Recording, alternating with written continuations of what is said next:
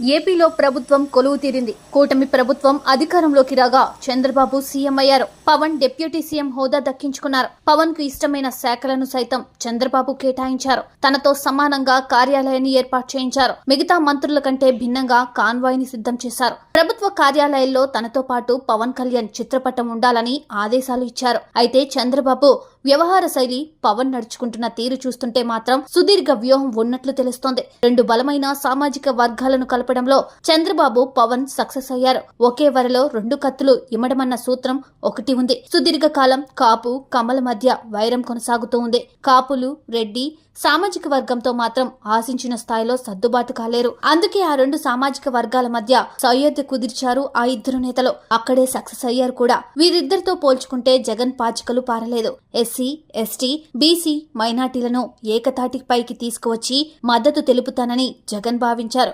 కానీ వారిలో చీలిక వచ్చింది. జగన్ సొంత సామాజిక వర్గం రెడ్లు కూడా దూరమయ్యారు. దాని పర్యవసనమే వైసీపీకి ఘోర పరాజయం. 2019 ఎన్నికల్లో ఎస్సీ, ఎస్టీ, బీసీ, మైనార్టీలు ఏకపక్షంగా వైసీపీకి మద్దతు పలికారు. ఆపై రెడ్డి సామాజిక వర్గం సంపూర్ణ సహకారం తెలిపింది. అటు కాపులు సైతం మొగ్గు చూపారు. అందుకే 151 స్థానాల్లో వైసీపీ విజయం సాధించింది. అందుకే ప్రత్యేక వ్యూహంతో ఎన్నికల్లో ముందుకు సాగారు చంద్రబాబు, పవన్ కళ్యాణ్. ముందుగా కమ్మ, కాపు సామాజిక వర్గాల మధ్య సయోధ్యను కుదిర్చారు. తరువాత ఎస్సీ, ఎస్టీ, బీసీ, మైనార్టీలో చీలిక తెచ్చారు. రెడ్డి సామాజిక వర్గాన్ని ఆకర్షించే ప్రయత్నం చేశారు. ఈ ప్రయత్నాలన్నీ వర్కౌట్ కావడంతో జగన్ అధికారానికి దూరమయ్యారు. టీడీపీ కూటమి మంచి విజయాన్ని అందుకుంది. అయితే ఏపీలో కాంగ్రెస్ స్థానాన్ని భర్తీ చేసింది వైసీపీ. ఇప్పుడు వైసీపీ స్థానాన్ని భర్తీ చేయడానికి జనసేన వ్యూహాలు రూపొందిస్తుంది.